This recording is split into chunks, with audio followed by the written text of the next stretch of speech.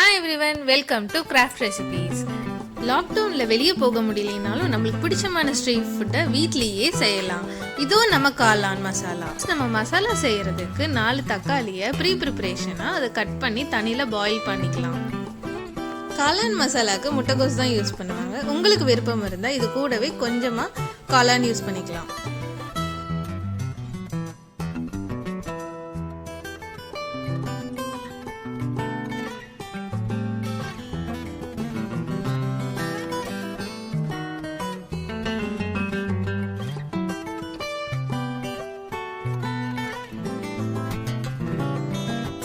இப்போ நம்ம வெட்டி வச்ச முட்டைக்கோஸில் ஒரு கரண்டி மைதாவும் ஒரு கரண்டி கார்ன்ஃப்ளவரும் சேர்த்துக்கலாம்.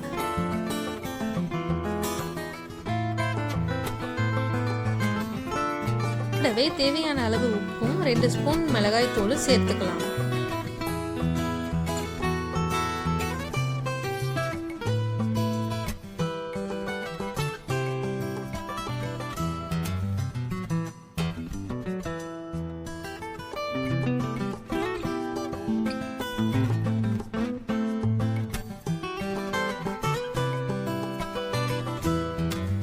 எண்ணெய் நல்லா சூடானதும் இதை கொஞ்சம் கொஞ்சமாக போட்டு பொரிச்சு எடுத்துக்கலாம்.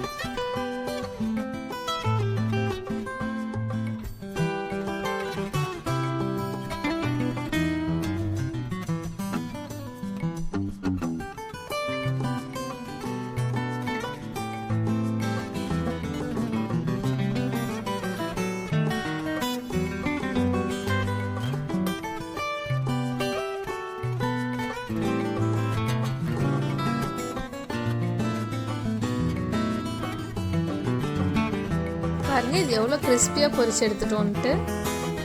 நெக்ஸ்ட் நம்ம மசாலாவுக்கு ஏற்கனவே பாயில் பண்ணியிருந்த தக்காளியை அதோட தோலை உரிச்சிட்டு மிக்சியில் போட்டு அடித்து எடுத்துக்கலாம்.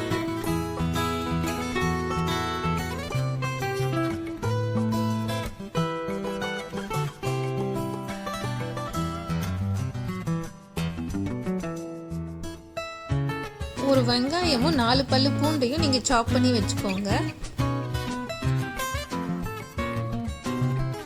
இப்போ ஒரு கடாயில் 2 ஸ்பூன் எண்ணெயை விட்டு அதில் பூண்டை வறுத்துக்கலாம்.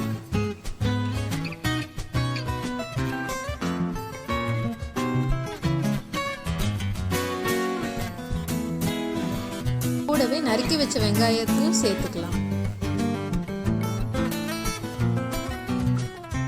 கொஞ்சம் நல்லா வதங்கினதும் அதில் 1 ஸ்பூன் கரம் மசாலா, 1 ஸ்பூன் சாட் மசாலா,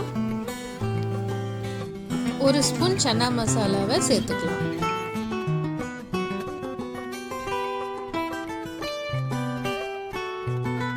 இப்போ அரைச்சி வச்ச தக்காளியோட 2 ஸ்பூன் சோயா சாஸ், தேவையான அளவு உப்பும் கொஞ்சம் தண்ணி சேர்த்து பச்சை வாடை போகிற அளவுக்கு வேக வச்சுக்கோங்க.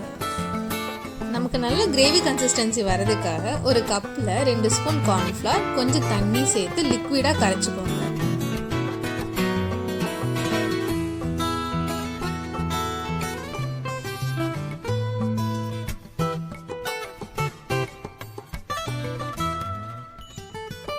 கிரேவி நல்லா வெந்ததும் நம்ம கரைச்சி வச்ச கார்ன்ஃப்ளவரை இதில் கலந்துக்கலாம்.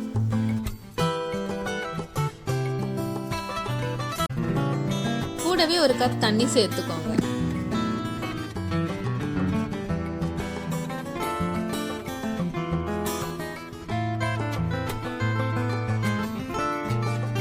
கிரேவி நல்லா கொதி வந்துருச்சு.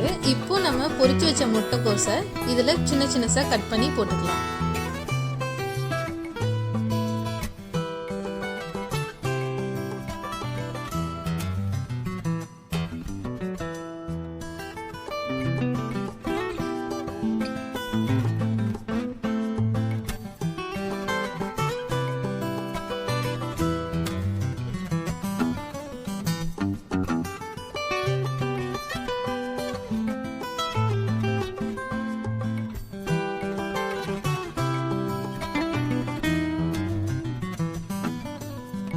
இதோ நம்ம சுட சுட காளான் ரெடி. சாப்பிடும் போது ஒரு ஸ்லைஸ் லெமனை புழிஞ்சு விட்டுக்கோங்க. டேஸ்ட் இன்னும் டக்கரா இருக்கும். உங்களுக்கு இந்த ரெசிபி பிடிச்சிருந்தா please like, share and subscribe craft recipes. Thank you everyone.